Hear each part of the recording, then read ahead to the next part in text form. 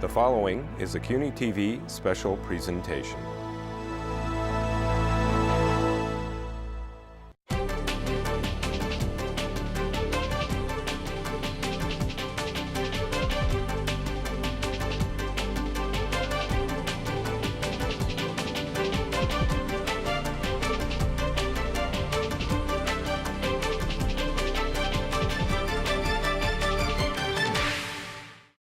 Last week, Wednesday, was the first day of school for New York City's 1.1 million school children, 1.1 million students.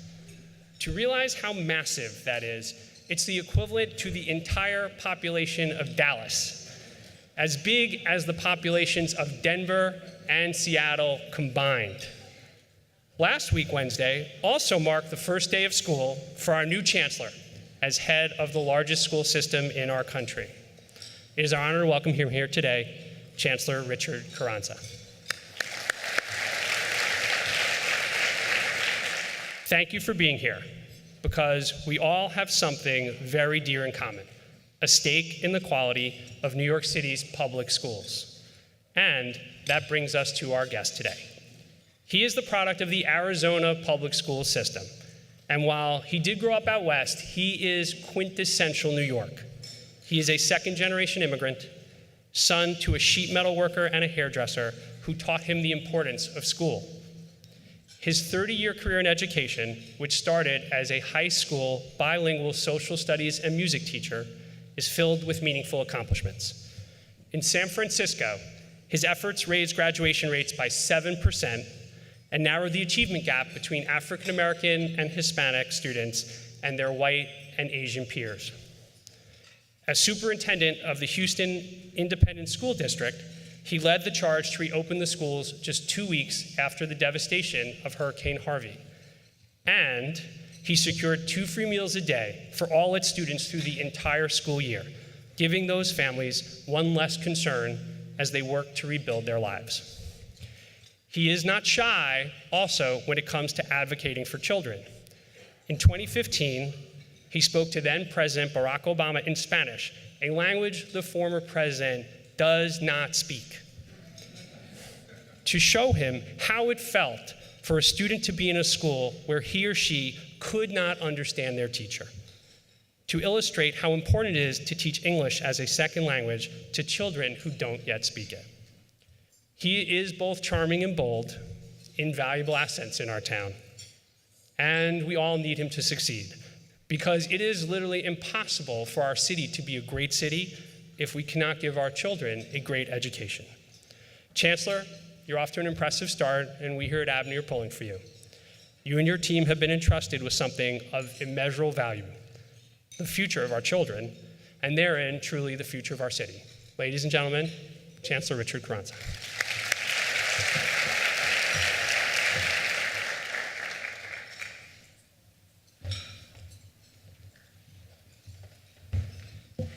So good morning. Buenos dias. I know you're all probably thinking, I thought he'd be taller. But you know, times are tough. The budgets are shrinking, and so is your chancellor. All kidding aside, I want to say thank you to Steve. Thank you for that introduction. I want to thank ABNY for all that you do for New York City. And I also want to thank all of you for being here this morning. This is a room full of very busy people.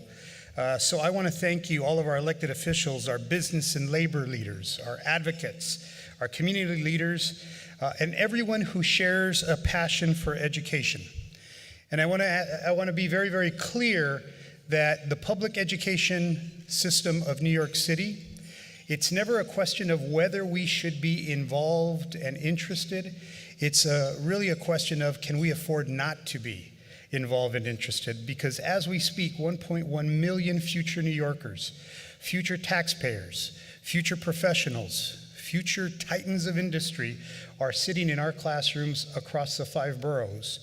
And our hopes, our dreams, and our efforts are that they will receive the best education possible so that they can launch into the next phase of their careers.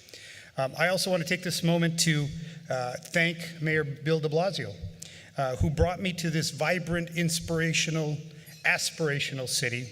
New York City, to lead the largest school system in America. So I'm deeply honored to be here. Who would have thunk it, as Steve spoke about who my parents were, blue-collar workers, sheet metal worker, beautician, who they themselves never ever dreamed of going to college, and I'll talk about that in a minute, but who knew that their two children had to go to college for a better tomorrow. So when did I ever think that I would be in New York City, especially in a room like this, talking to all of you? Now, my friends, we're here today because we know that the future economic viability of our city is sitting in our classrooms.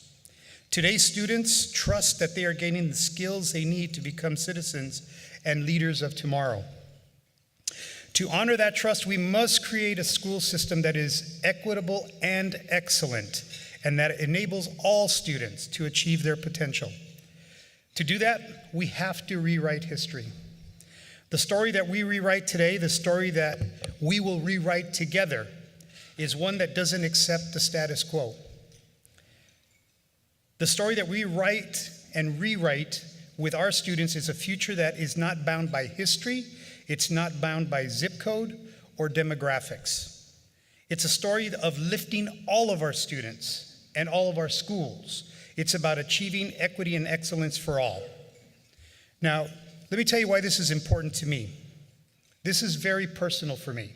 And while people address me as Chancellor, and in some cases by other terms that I can't share in mixed company, this is the crux and the heart and the soul of what we are in America. The notion that anyone, from wherever you come from, can, as a cornerstone of our democracy, receive a great education that allows you to do things in your life that perhaps your background, perhaps where you live, perhaps where you've been, would not indicate that those opportunities are for you. So like many of you in this room, I am a product of the public education system. My grandparents came to the United States from Mexico and settled in Tucson, Arizona. My parents were hardworking Americans. As you know, my dad was a journeyman sheet metal worker, my mom a hairdresser. They were humble people, but proud of their heritage. And my twin brother Ruben and I, and yes, I have an identical twin brother, so if you say hi to somebody that looks like me, he doesn't say hi back, it's probably Ruben. But you see, Ruben and I grew up speaking Spanish. And like some of you in this room, we learned English in public schools. You see, my parents were both bilingual, fluently bilingual, but they made the conscious choice that they would teach us Spanish and trust that the public schools would teach their children English so that we would be bilingual. Now, my parents never attended college, but these non-college educated adults knew that for their boys, the path forward was an education. Not education for the sake of being educated, but education because they knew it would give us opportunity, the passport to the world. And I remember one of these experiences that captures my parents' dreams for their children. You see, my brother and I graduated from high school, and we matriculated to the local land-grant university, the University of Arizona in Tucson, Arizona. And my father, having never graduated from high school, he later earned his GED, but he hadn't graduated from high school. His brothers were all fighting the Korean War, so he dropped out of middle school, helped to support his sisters and his mom. So here we are at the University of Arizona. It's Parents' Weekend. My brother and I are freshmen at the university, and we were proud that my parents had agreed to come with us for Parents' Weekend. And as my brother and I walked our parents through the campus, I was surprised when my father said, "That's a social sciences building. That's Harville building. That's the new administration building." And I looked at my brother looked at me, and we said, "Dad, how in the world do you know what all these buildings are? You never went to the university." And he replied to me, "Mijo," which is a diminutive for my son. "Mijo, you see, I worked installing sheet metal in that building right there. And I was part of the construction crew that built that building right over there." And then with tears in his eyes, he said to me, "But never ever did I think that I would walk this campus as the father of two sons that are students at the university, and that I wouldn't be wearing my tool belt." Seminal moment for him. You see, my friends, that's the American dream. And that American dream is not unlike the dream that millions of our parents in New York City have for their children. I know that across New York City, thousands of parents have the same dream that Simon and Dolores Carranza had for their two boys, a better future. So I have devoted myself to public education because a strong public education is the greatest gift I have ever received. My public education is the reason I chose to start my teaching career nearly 30 years ago at Pueblo High School in Tucson, the same high school that put me on a path to college and the kind of success that my parents, I wish they were alive, would have ever imagined for their boys. A strong public education is the reason a child who didn't speak English until he entered kindergarten could rise to become this incredible city's chancellor. I know, just as Mayor de Blasio knows, just as educators in San Francisco, in Las Vegas, in Tucson, in Houston, the cities that I've lived and worked in, know that public education is an investment in our nation's future. A public education changes lives, but I'm preaching to the choir. You know that. So how do we deliver on this promise of public education for all of our students? You see, that's a tall order from a very short chancellor. Naturally, when I first arrived in New York, I sought answers from people who knew our school system the best: our students, our parents, our educators, staff members and elected officials, business leaders, community partners, advocates, all throughout the city. During my first few months on the job, I spoke to thousands of people and really got under the hood of this large and complex system in all 5 boroughs. Now, I'm not sure we always recognize how big New York City is. So I know Steve shared some statistics. Let me give you some other statistics. If Staten Island was its own independent school district, it would be larger than the Boston Public Schools. It would be the 13th largest school system in America.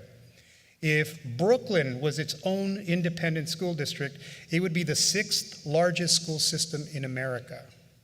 And Queens would be the 7th largest in America. And those are just 3 of our boroughs, all within one system. This is a massive system.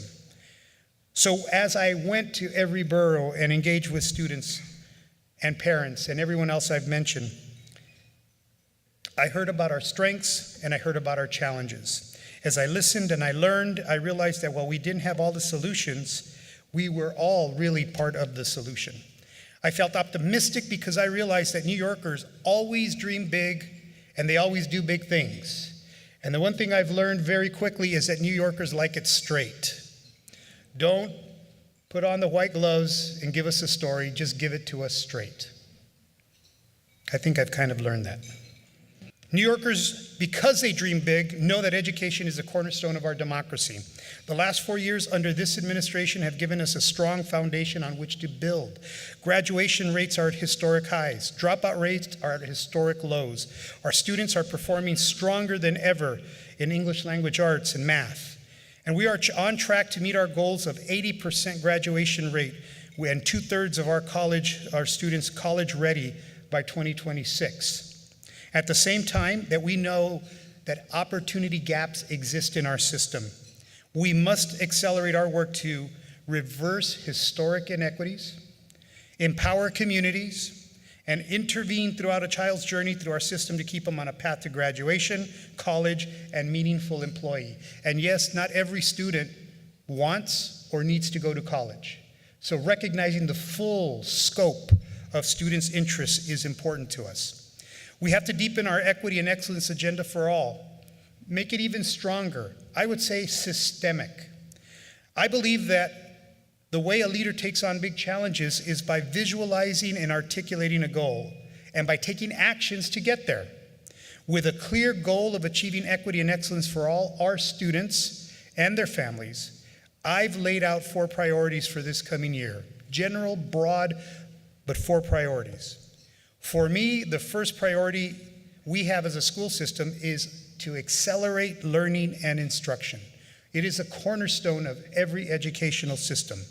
This is our bread and butter, rigorous classroom instruction. Now, how do I, as a chancellor, affect instruction in the classroom? How do we provide a clear, coherent, high-quality instructional approach to all of our schools? We started this work this summer by rolling out a new leadership and support structure. The focus had to be on bridging the divide between the Central Department of Education and our schools, who are our customers. It had to be on making my staff and the entire staff of the Department of Education work better for our children, our schools, and our communities. Now, this new structure creates clear lines of accountability from each classroom directly to me, from the classroom to the chancellor. It brings resources closer to schools where that needs to be. It aligns supports and supervision so that support that the schools receive is aligned to what's expected of them. And so schools don't get conflicting directions from different offices. We want to make sure that the accountability is very clear with our executive superintendents in the field. Now, our realignment also solved a problem in our academic offices. You see, prior to my arrival in April, we had great, hardworking people focused on issues relating to English language learners. Great, hardworking people working very hard on special education. Incredibly hardworking people supporting English and social studies and science education in our teaching and learning division. But rarely did those three departments or divisions have an opportunity to work with each other. Great work in silos. Now, it matters because when students show up at our schools, they don't show up in silos. They are the whole child. So as you're addressing the needs of students with disabilities or the needs of students that are learning English, and that you're building capacity for our teachers for great instruction, it must be a synergistic, intertwined endeavor. They aren't simply English language learners or special education students. They are a whole, and our system must be a whole to support them. So we've created the Office of the new Chief Academic Officer, which will unify and streamline the instructional supports to our schools. And we will provide robust professional development and curricular resources for our 79,000 teachers in the New York City Department of Education. We will ensure that every student knows how to write well, how to think like a scientist, understand history, and even computer science. A New York City public school diploma must mean that our graduates are critical thinkers, are articulate and passionate on issues they care about, and can work in teams to collaborate and achieve big things. You see, that is our North Star. That is what the graduates should be of the New York City public schools.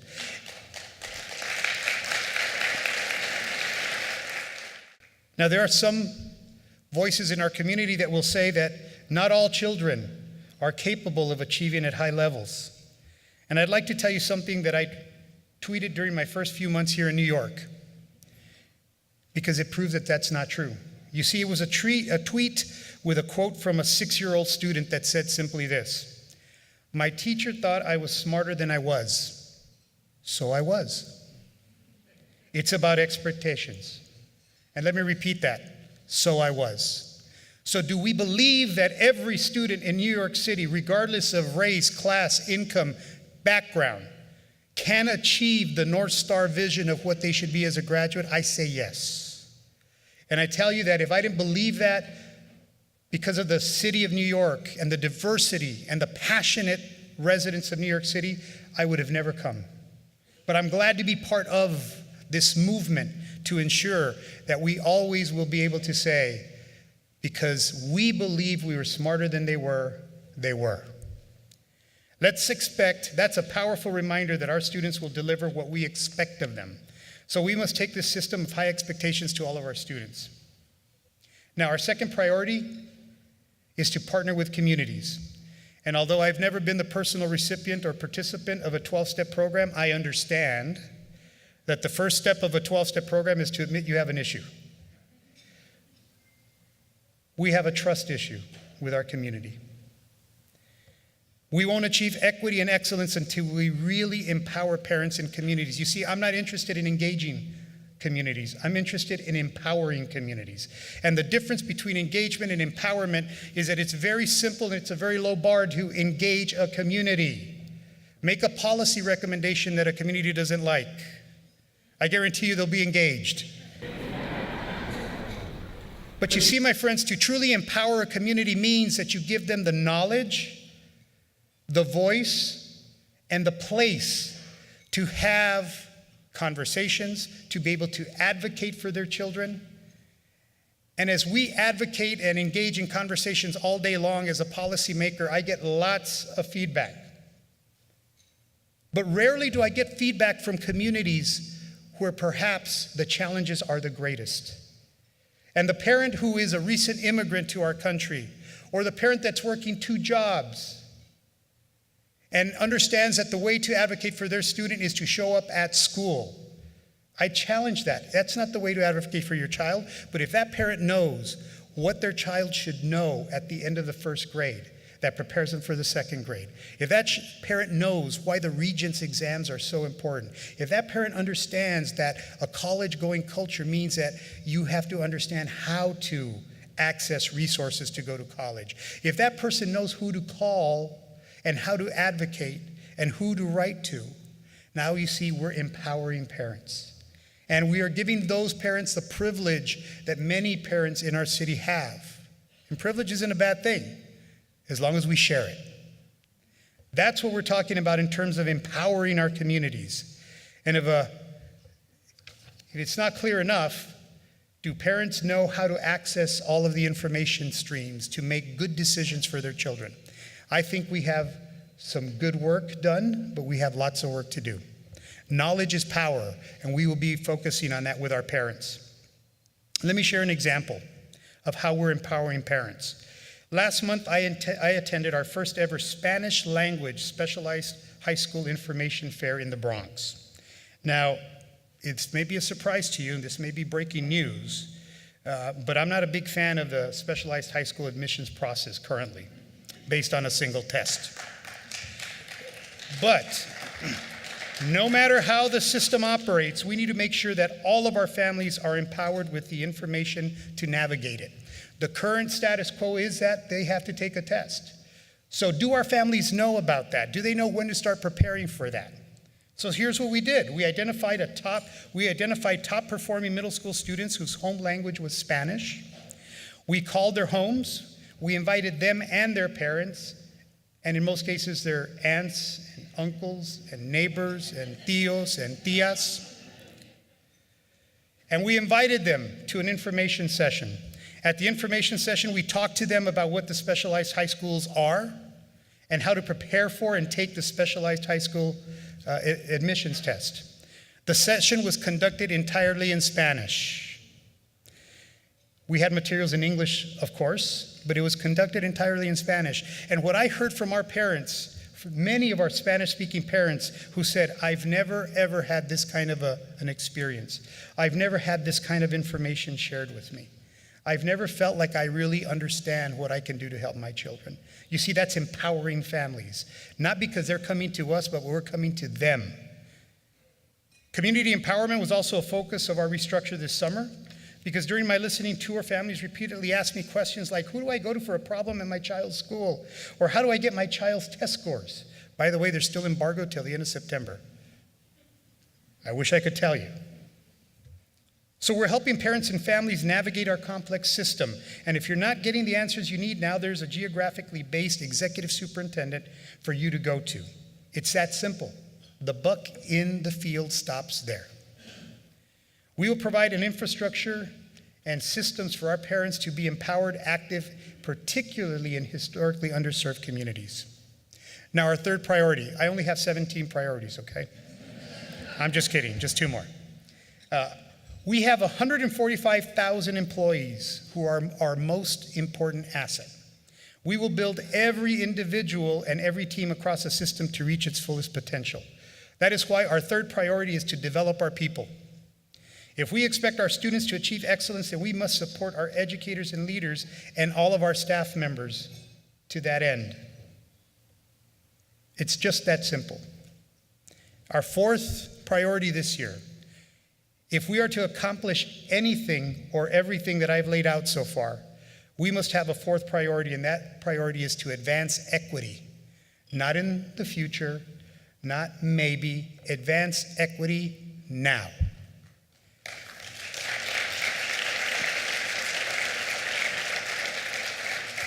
Now, I'm proud to be the chancellor of the New York City Public Schools, but let me tell you, as a chancellor, I learned a very important lesson as a classroom teacher. And that lesson was, if you were not honest, If you were not transparent, the children would out you. They would out you in 2 seconds flat. So I learned that lesson as a teacher, and I carry that lesson with me now as your chancellor. I'm going to be honest. I'm going to be transparent. You're going to know where I stand. And more importantly, it's not necessarily because it's what I think, but what the data, what the research tells us. And we cannot have excellence, we cannot improve outcomes without tackling the inequities that exist in our system throughout the entire system. This means that we must invest in historically underserved communities with resources, time, attention, and direction. Let me give you an example of what this looks like. On the first day of school this year, I had the pleasure of visiting 2 advanced placement classes at a high school in Soundview in the Bronx. The students were fantastic. They were tackling the challenging topics of gun violence in our communities and schools on the very first day. In an AP US history class, the students were using a discussion protocol to talk about the Second Amendment, tying that into a much larger conversation about whether or not America has lived up to its ideals as a nation. In the AP psychology class, students were actively citing evidence from their summer reading to connect policing in their communities to questions of bias, perception, and how our brains think and react to those particular circumstances. As a part of the mayor's and my Equity and Excellence for All agenda, we're investing in AP courses like these at over 250 schools, about 80 of which had never before had an advanced placement class. Imagine that, students at 80 schools across the most progressive, diverse city in America who were getting the message that they weren't ready for rigorous college prep work, and we don't even have a class to get you there. The message that we don't think they can cut it in college courses needs to be eliminated. Those 80 schools are overwhelmingly in places like Soundview, the South Bronx, Central Brooklyn. And that's not an accident. We're not going to fix it by an accident either. So as we invest in and expand programs like AP for All and deepen our Equity and Excellence for All agenda, we need to be intentional. We need to unpack disparities and ask ourselves, where are we perpetuating those disparities? What actions can we take to address them? And it's not going to be comfortable, and it's going to be uncomfortable. But we have to address the inequity because 1.1 million students, by the way, 70% of whom are Black and Latino in the New York City public schools. We're going to apply an equity lens to everything we do. We're going to put programs in place and we're going to fund them. We have already expanded our anti-bias training, then expedited it, so it will reach every educator in 2 years. Remember the quote, "My teacher thought I was smarter than I was, so I was." We cannot have any classroom where an adult does not feel that every student that walks through that threshold is brilliant. We have prioritized 3K for All and universal literacy initiatives to reach the highest needs communities the fastest. And yes, when we talk about equity, we're going to acknowledge the elephant in the room, segregation. I've been doing that since day one. And I will remind you that integrating schools is about expanding opportunity, never about shrinking opportunity.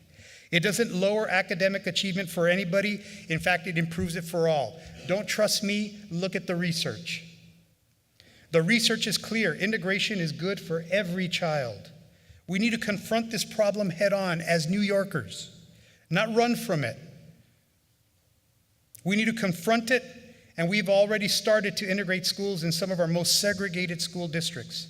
We are working to create more opportunities for our students in our specialized schools, and we are taking a hard look at some of our enrollment practices from 3K through 12th grade. Why do we have a system that we do? Are they in the best interests of our system? Are the systems and structures that were created 10, 20, 30, 40 years ago still effective and relevant today in today's New York City? Are they the best interests of our students, our cities? Our future economic viability depends on it. The work of integrating schools and adding more opportunity across all of our schools with AP courses, 3K programs, literacy coaches, they all go together. And we must have high quality schools in every neighborhood and learning experience that our students and families are excited about.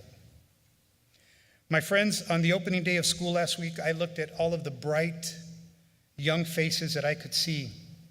And I saw how eager these students were to learn and to grow, to become responsible, accomplished adults. And I realized that educating the next generation of leaders is not the job of one chancellor or any one person. It is the job of millions. It is the job of us. When we get this right, when we intervene in the life of students like Marco, the young man from the Bronx that I met, who is brilliant, but who's living in temporary housing. In the old system, Marco could move from underserved school to underserved school. In the old system, he wouldn't be viewed as an elite or a special. In the old system, he might as well become a statistic, a dropout.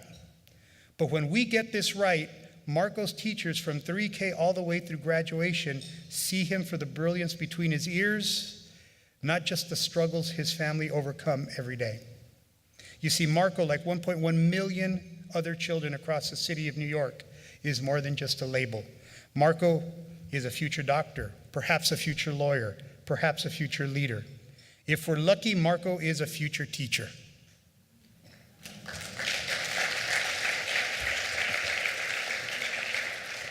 And I believe with every fiber of my being that this vision that we can make real for Marco and for every child can be made real in every one of our 5 boroughs. So my friends, we need you. We need all of you. We need your ideas, your time, your commitment, your interest. Together we can create a school system that reflects the best of our diversity, the best of our diverse, inspiring, and innovative city. If any city can truly achieve equity and excellence, it is the city that shines bright as an example for the world, the city with Our Lady Liberty, welcoming people from all over the world with a message that personally resonates for me. Give me your tired, your poor, your huddled masses yearning to breathe free, the wretched refuse of your teeming shore. You see, equity and excellence isn't something new. It's the very fiber of our city, New York City, a city built by immigrants, a city of languages, a city of courage, a city of vision, a city of hope. My friends, that is our city, and this is our school system. Thank you very much for allowing me to share some thoughts with you this morning.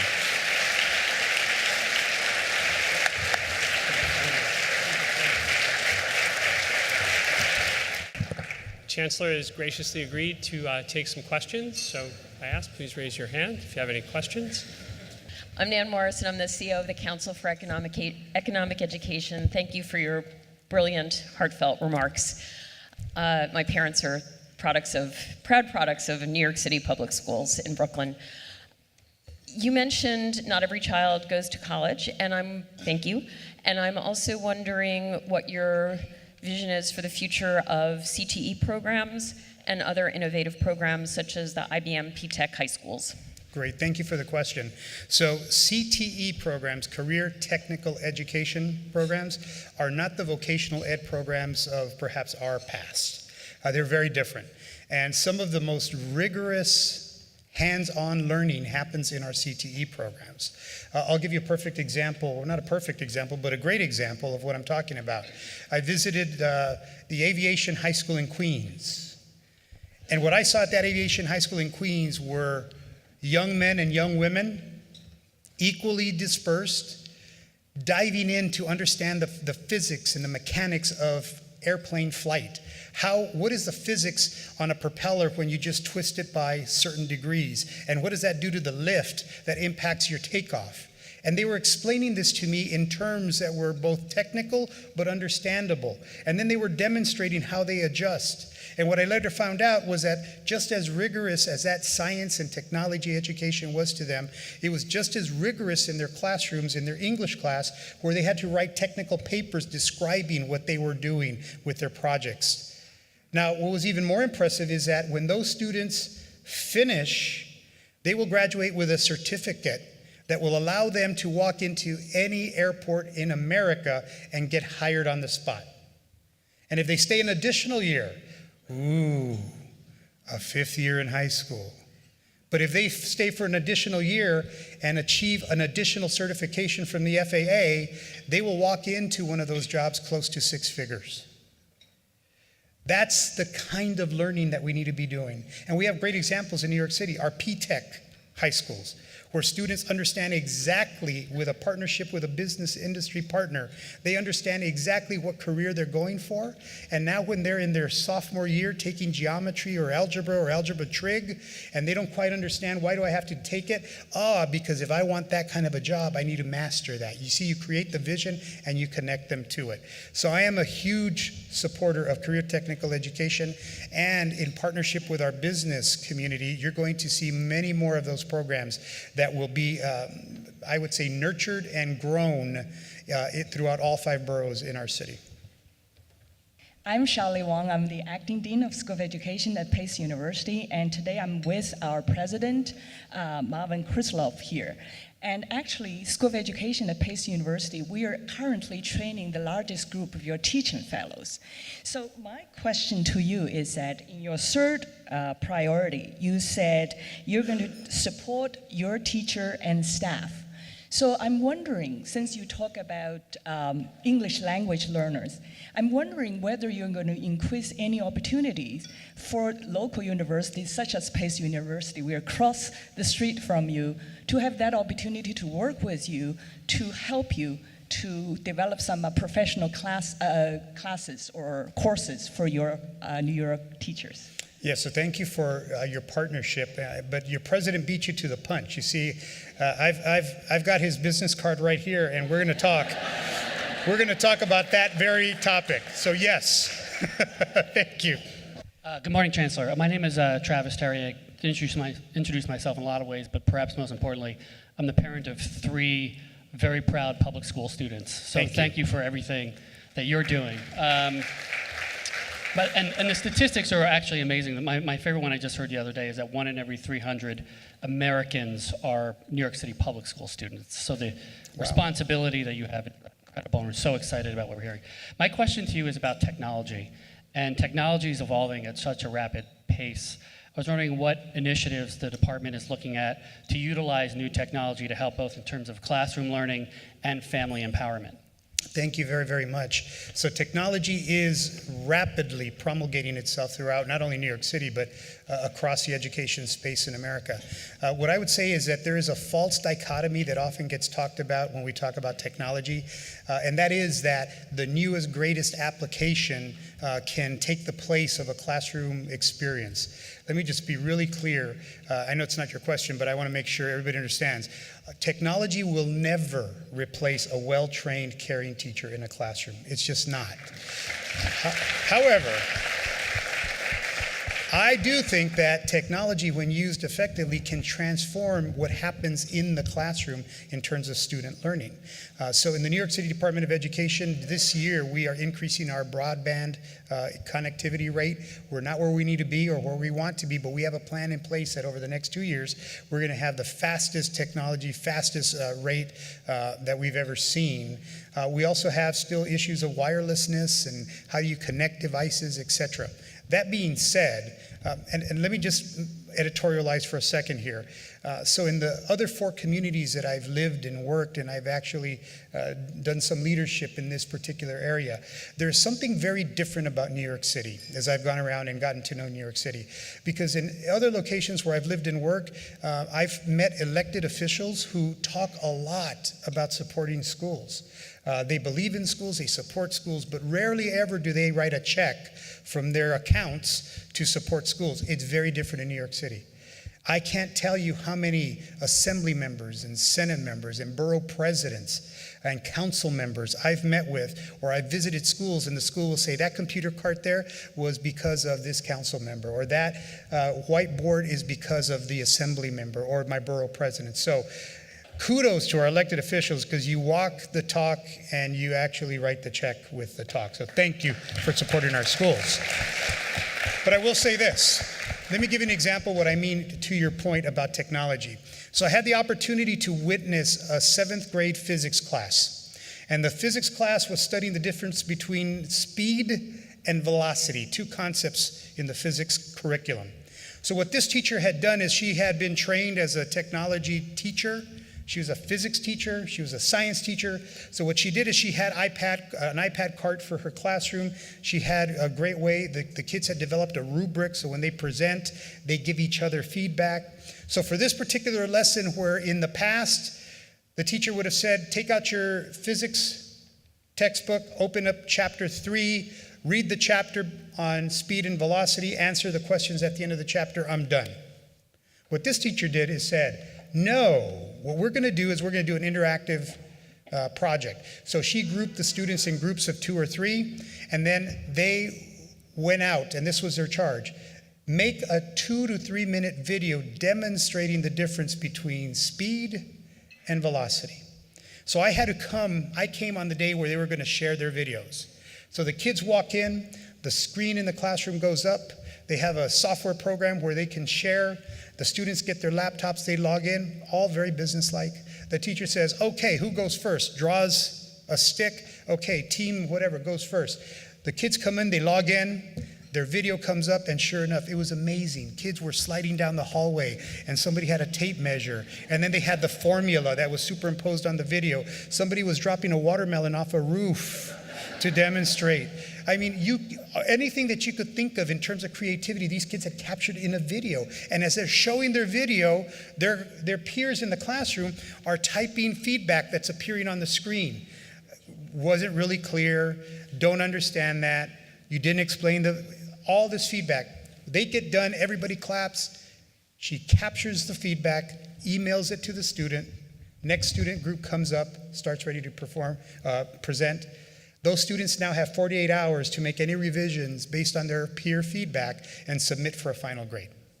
Now, no one would ever say that the technology replaced the effective pedagogy happening in that classroom.